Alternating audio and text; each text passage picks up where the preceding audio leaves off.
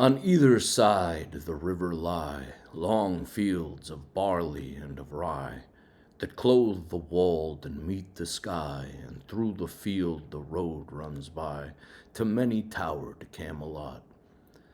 The yellow-leaved waterlily, the green-sheathed daffodilly, tremble in the water chilly round about Shalott. Willows whiten, aspens shiver, the sunbeam showers break and quiver in the stream that runneth ever by the island in the river flowing down to Camelot.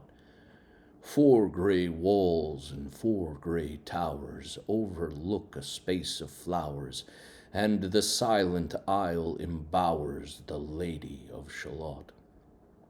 Underneath the bearded barley, the reaper reaping late and early, hears her ever chanting cheerly, like an angel singing clearly o'er the stream of Camelot. Piling the sheaves in furrows airy, beneath the moon the reaper weary, listening whispers 'tis the fairy Lady of Shalott. The little isle is all enrailed with a rose fence, and overtrailed with roses by the marge unhailed, the shallop flitteth silken sailed, skimming down to Camelot. A pearl garland winds her head, she leaneth on a velvet bed, full royally apparelled, the Lady of Shalott. No time hath she to sport and play, a charmed web she weaves alway. A curse is on her if she stay her weaving either night or day to look down to Camelot. She knows not what the curse may be, therefore she weaveth steadily, therefore no other care hath she, the Lady of Shalott. She lives with little joy or fear over the water running near. The sheep bell tinkles in her ear, before her hangs a mirror clear, reflecting towered Camelot. And as the mazy web she whirls, she sees the surly village churls, and the red cloaks of market girls passed onward from Shalott. Sometimes a troop of damsels glad, an abbot on an ambling pad, sometimes a curly shepherd lad, or long-haired page in crimson clad, goes by to towered Camelot. And sometimes through the mirror blue the knights come riding two and two. She hath no loyal knight and true, the Lady of Shalott. But in her web she still delights to weave the mirror's magic sights, for often through the silent nights a funeral with plumes and lights and music came from Camelot. Or when the moon was overhead came 2 young lovers lately wed. I am half sick of shadows, said the Lady of Shalott. A bowshot from her bower eaves, he rode between the barley sheaves. The sun came dazzling through the leaves, and flamed upon the brazen greaves of bold Sir Launcelot. A red-crossed knight forever kneeled to a lady in his shield, that sparkled on the yellow field beside remote Shalott.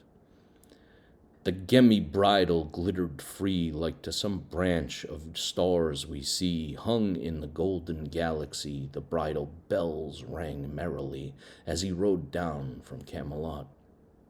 And from his blazoned baldric slung a mighty silver bugle hung, and as he rode his armor rung beside remote Shalott.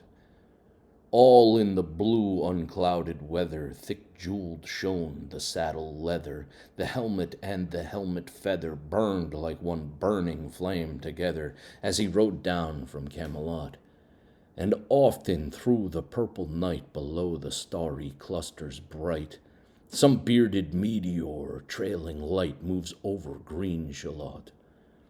His broad, clear brow in sunlight glowed, on burnished hooves his war-horse trode.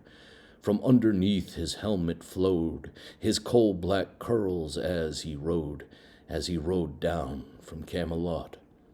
From the bank and from the river he flashed into the crystal mirror tira lira, sang Sir Lancelot.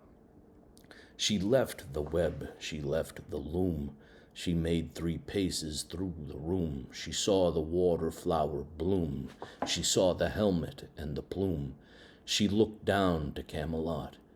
Out flew the web and floated wide, the mirror cracked from side to side. The curse is come upon me, cried the Lady of Shalott.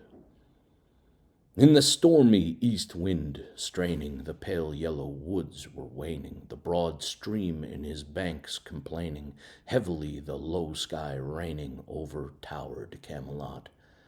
Outside the isle a shallow boat beneath a willow lay afloat, below the cavern stern she wrote the Lady of Shalott.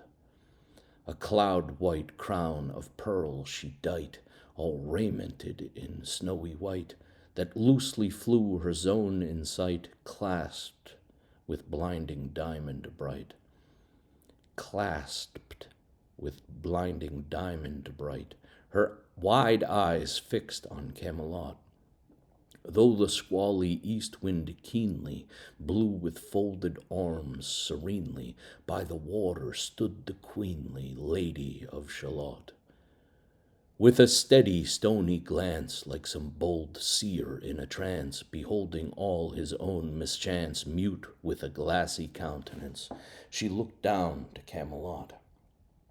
It was the closing of the day. She loosed the chain, and down she lay. The broad stream bore her far away, the Lady of Shalott. And when to sailors wild they roam by creeks and outfalls far from home, rising and dropping with the foam from dying swans, wild warblings come, blown shoreward, so to Camelot. Still as the boat head wound along the willowy hills and fields among, they heard her chanting her death song, the Lady of Shalott. A long-drawn carol, mournful, holy, she chanted loudly, chanted lowly, till her eyes were darkened wholly, and her smooth face sharpened slowly, turned to towered Camelot. For ere she reached upon the tide the first house by the water side, singing in her song she died, the Lady of Shalott. Under tower and balcony, by garden wall and gallery, a pale, pale corpse she floated by, dead cold between the houses high, dead into towered Camelot. Knight and burgher, lord and dame, to the planked wharfage came. Below the stern they read her name, the Lady of Shalott. They crossed themselves, their stars they blessed, knight, minstrel, abbot, squire, and guest. There lay a parchment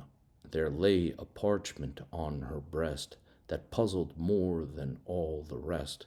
The well-fed wits at Camelot. The web was woven curiously, the charm is broken utterly. Draw near and fear not, this is I, the Lady of Shalott.